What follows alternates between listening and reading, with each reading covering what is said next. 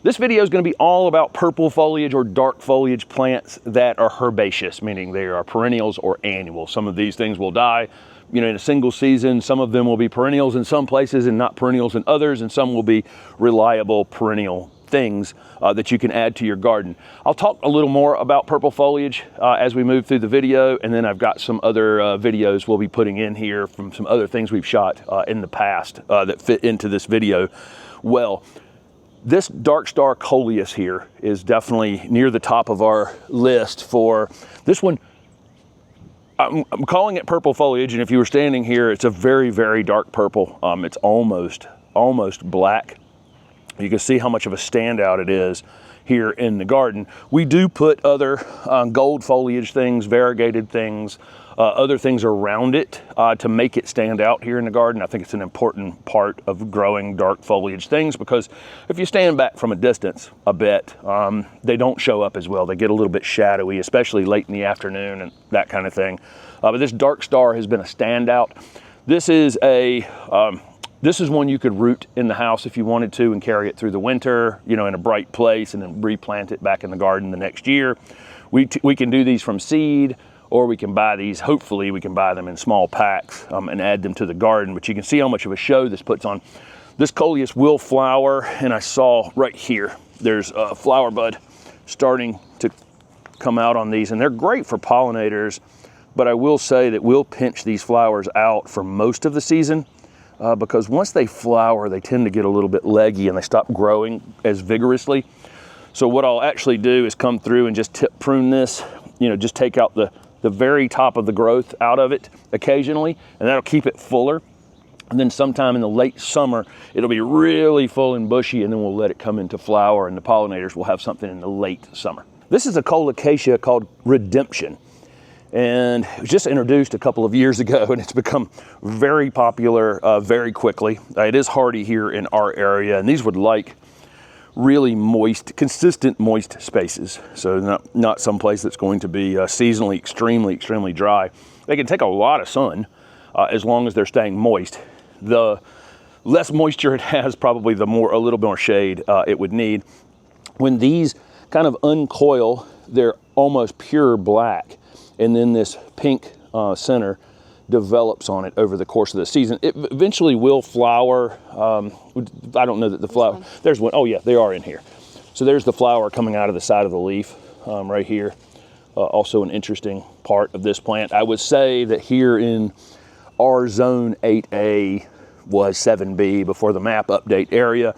I would spring plant these to make sure they have the best chance of coming back the following year. A lot of folks would just leave them in containers and bring them in and out of the garage maybe for the winter time to keep them, or bring them in the house if you're in much more northern areas. But they're definitely worth having. You can dig these up and divide them eventually, and in fact you can see down at the bottom where the obvious divisions would be. I hope you can see that down in the bottom, but they can be in the future divided, but I would wait till they're coming back out from dormancy in the spring. But this is a great dark foliage variety. Probably not quite as showy as it would have been in a little more sun. I've got this thing in quite a bit of shade. This is a Yukcomus or pineapple lily called Sparkling Burgundy, and it's lost some of its foliage color at this point. We're filming this in about a third of the way into July, but when this came up in April, it's one of the later perennials to emerge from the ground here in our 8A Raleigh area. But once it emerges from the ground, it is really strikingly purple. Every one of these leaves on here. Then it slowly, over the course of the season, will lose some of that color. It has a little bit of it still kind of in the center of the leaf right here. But then it puts up these flower scapes that all are purple. You see the stem on that is purple, and then it opens these incredible flowers up here on top, which some of the pollinators are taking advantage of right now. This clump gets a little bit larger each year, so it's a hardy perennial that dies back to the ground, comes back up. Again, a little bit larger each year. I could pop it out of the ground in a couple years and divide it, and I probably will. It's next to the path here, and it's starting to get a little wider than I want, but it's got a really beautiful foliage plant. And if this thing never flowered and had just done that 3 months of purple foliage, that would be plenty for this plant. But then it goes, again, it goes green, and then it puts on this flower show for the rest of the summer. We have the Open Garden event here, typically like the 3rd weekend in June, and it's somewhere in between. This year, it did not have the flower spikes up on it, but it was a little more purple than it is right now. The foliage was. Last year, it was in full flower and the color had gone out of the leaves. So that's about where that transition happens, is around the 3rd week of June, typically each year. Fantastic plant. I think Plant Delight's introduction out into the trade, and worthy of being in a lot of gardens where it's hardy.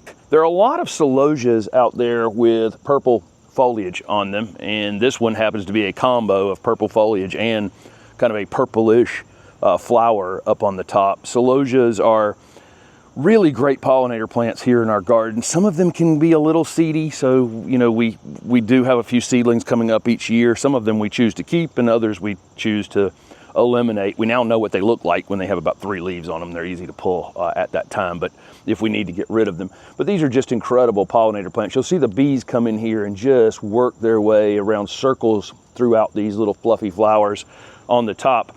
Once you don't see any bees on them, it's probably best to cut those flowers back a little bit and have fresh flowers come out on them, because they stop producing what the bees need, but the color still stays the same on top of the plant. So again, once it slows down on pollinators, cut them back. And when this was earlier, again, some of these darker foliage plants, as a almost as a protection during the midsummer, will lose some of that color. So this was April, May, June, really dark, rich purple foliage on it. And now in July, August, September, you'll just see a bit of that purple hue in the foliage. This is a black foliage ajuga called Black Scallop. We also have one called Chocolate Chip that has a slightly finer texture. You can see the bigger round leaf on this one. These will bloom back in April and May, maybe even into early June, pretty heavily with these little short flower spikes on top of them. Pollinators absolutely love them. They'll just completely cover up. The foliage can just disappear temporarily, and then once they're finished flowering, you get the foliage the rest of the season. This one obviously has that purple in it. Again, you're seeing a little bit of green show up in it. It's again pretty typical. Much darker foliage earlier in the season. They can take a minor amount of foot traffic. This is a good slightly moist shade, or consistent, I should say consistent moisture but not wet shade space is ideal for these. And if you end up taking a little step on one at some point, that's okay. They're in that Lamiaceae family, or the mint family, so typically the rabbits and the deer don't mess with them, and this is a good plant that we'll use to just kind of plant and fill holes in. Maybe it's a holding spot for something else in the future or whatever it is. And you can come along, and this is just a couple little plants here, but next year it'll come up bigger, better, fuller, and we can pop them out of the ground if we want to and move them to other areas around the garden. If we have other areas we'd like to fill in, all you need is one little piece to get started. Here's a slightly brighter purple foliage plant. It has a pink edge on it, so it's really almost a variegated plant with purple and pink. This is a Cordaline called Charlie Boy. This is one we need a little bit of winter protection on to keep it through the winter, but we actually could here in zone 8. I got 3-4 nights of winter that would probably kill this thing. Otherwise we can keep it through the winter, and we've actually kept one in a container. We have one in the ground out front. It got killed to the ground last winter, but it's come back up about this much at this point. Really great plant, super showy. You're gonna think about, what we've done is growing this Kufia up through the middle of it that has a pink or pinkish red flower on it that will, it's just coming up through the middle of it. So it's an interesting vertical element in this container.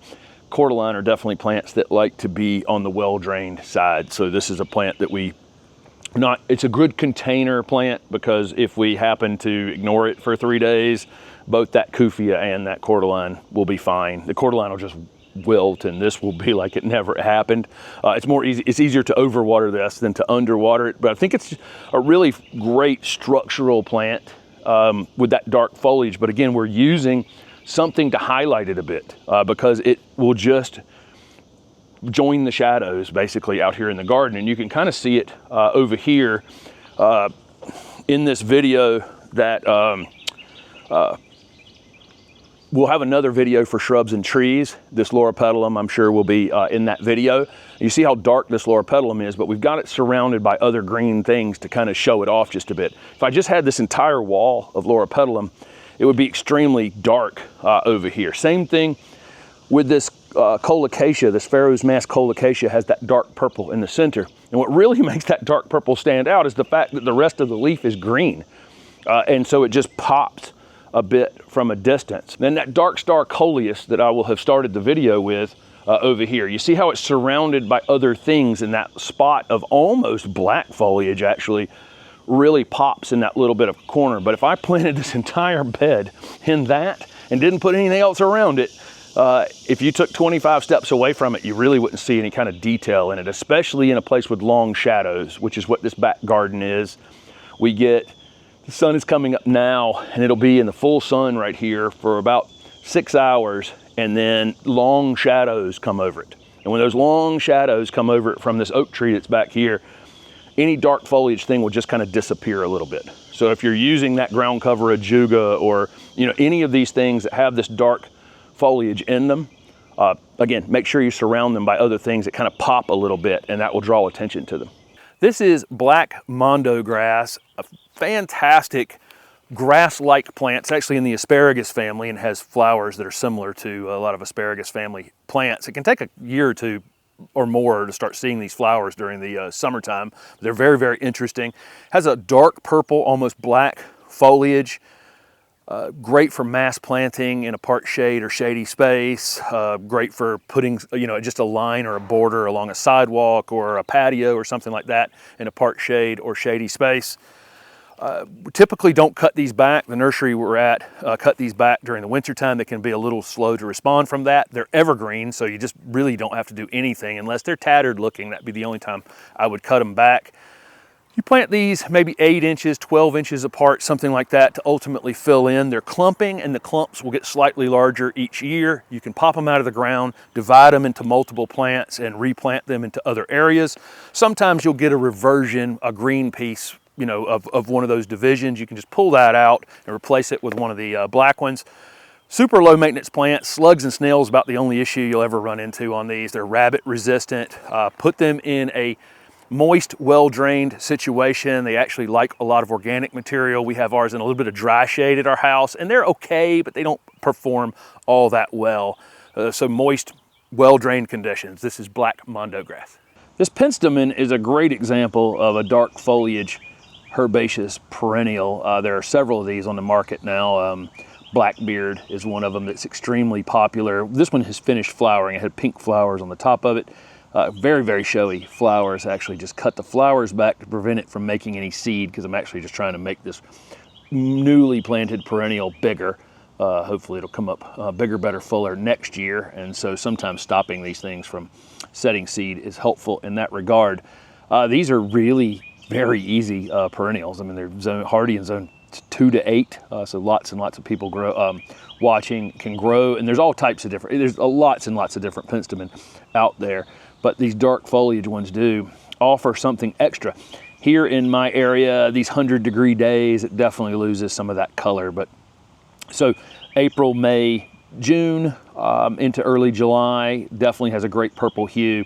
Loses a lot of that by midsummer here in the southern areas. In cooler areas up north, it'll hold this black foliage further into the summer, and also hold the flowers further into the summer as well. This is a purple opal basil that we grow every year from seed. Basil's definitely going to be an annual. Most of them are going to be annuals, or examples of perennials, basils, but most of them are going to be annuals, but they're easy, really easy to do from seed. And most of the season, this entire plant stays this incredible dark, shiny purple. What happened here was we had a few 100-degree days, and in this container, those roots got a little too hot on them. I think this plant would probably be better off ultimately in the ground with the mulch and more consistent moisture overall. I think that's why it lost a little bit of color. A few leaves dropping off of it. Nice thing about basil though is I can just give them I can just pinch the top side of them, and I do pinch the flowers out of these because I don't want them trying to seed themselves. But I can just pinch the top side of these, and they'll flush back out from that. At this point, hopefully we're done with the 100-degree days at this point. But you can see how temperature can have an impact on how much coloration that you're getting in the plant. Of course, this is a culinary plant that happens to also be an extremely decorative plant, and we'll use those types of things, you know, throughout the garden if we can, especially because, again, this is another one of those mint family members. You know, anything with this smelly foliage like this is going to be a good thing if you have rabbits or deer. So I can get a decorative plant, also has a culinary use, and also is resistant to some of those garden pests that we have. So that's purple opal basil. This is a Hookerella called Tapestry, and another example of one that is in the shoulder seasons in the spring and in the fall is very purple, and then develops this more and more green, but that center streaking in the middle that you can see is purple is much more purple earlier in the season. There are a couple, this is a Hookerella. In the Hookerella world though, you can just get flat out almost black foliage varieties, like Obsidian is one that is just absolutely dark and stays dark all season.